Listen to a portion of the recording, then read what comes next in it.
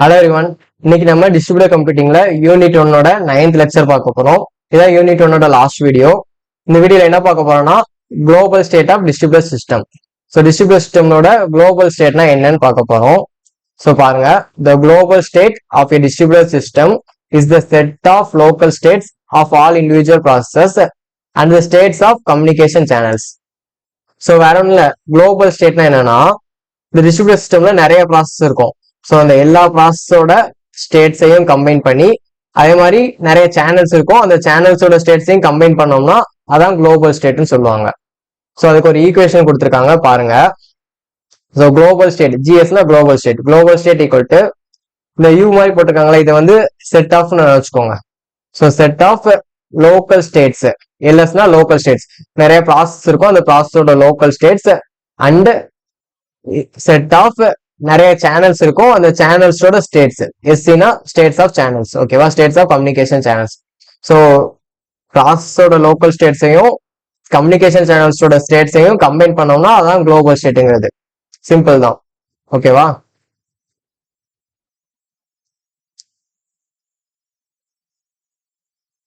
So next, the state of a process is characterized by the state of its local memory and the context.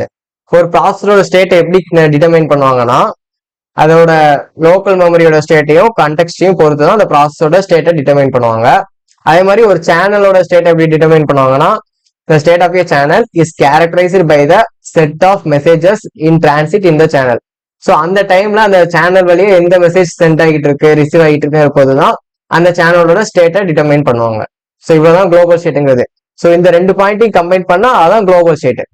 ப்ராசஸோட ஸ்டேட்டையும் சேனல்ஸோட ஸ்டேட்டையும் combine பண்ணா அதான் global ஸ்டேட்டுங்கிறது, ஓகேவா. So next, consistent global state. ஒரு global ஸ்டேட்டை எப்ப consistent சொல்லலாம் அப்படின்னா, a global state is said to be consistent if every message that is recorded as received is also recorded as sent. So ஒரு message வந்து ரிசீவ்டுன்னு record ஆகிருச்சுன்னா அதுக்கு முன்னாடி அந்த மெசேஜ் சென்ட்னு ரெக்கார்ட் ஆகியிருக்கணும். ஸோ அப்படி இருந்தா அந்த குளோபல் ஸ்டேட் வந்து கன்சிஸ்டன்ட் சொல்லலாம். இது சிம்பிள் தானே, ஒரு மெசேஜ் வந்து ரிசீவ்டுன்னு ரெக்கார்ட் ஆயிருக்கு அப்படின்னா அந்த மெசேஜ் ஆல்ரெடி சென்ட் ஆயிருக்கணும், ஓகேவா. a message cannot be received if it was not sent.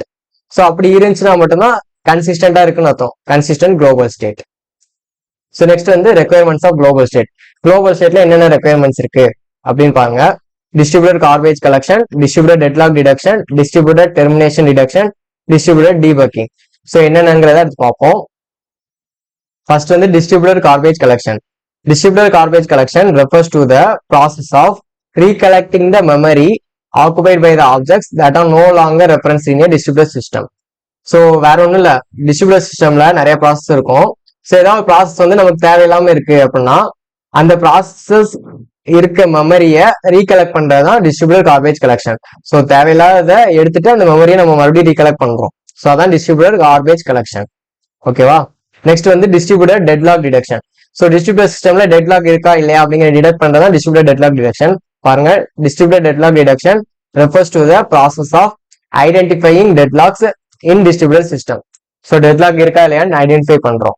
So எப்படின்னா டெட்லாக் ப்ராசஸ் 1 வந்து ப்ராசஸ் 2ல இருந்து ஏதோ ரிசல்ட் வெயிட் பண்ணுது, அது மாதிரி ப்ராசஸ் 2 வந்து ப்ராசஸ் 1ல இருந்து ஏதோ ரிசல்ட் வெயிட் பண்ணுது. ஸோ இப்படி வெயிட் பண்ணிட்டு இருந்துச்சுன்னா டெட்லாக்னு அர்த்தம். ஸோ இப்படி டெட்லாக் இருக்கா இல்லையான்னு டிடெக்ட் பண்ற பேரு டிஸ்ட்ரிபியூட்டட் டெட்லாக் டிடக்ஷன். நெக்ஸ்ட் வந்து டிஸ்ட்ரிபியூட்டட் டெர்மினேஷன் டிடக்ஷன். ஸோ உங்களுக்கே புரிஞ்சுக்கும் டிஸ்ட்ரிபியூட்டட் டெர்மினேஷன் டிடக்ஷன் என்னது, அந்த டிஸ்ட்ரிபியூட்டட் கம்ப்யூட்டேஷன் வந்து முடிஞ்சா இல்லையா, டெர்மினேட் ஆயிடுச்சா இல்லையா அப்படிங்கிறத டிடெக்ட் பண்ணணும். Distributed termination detection refers to the process of determining when a distributed computation has terminated.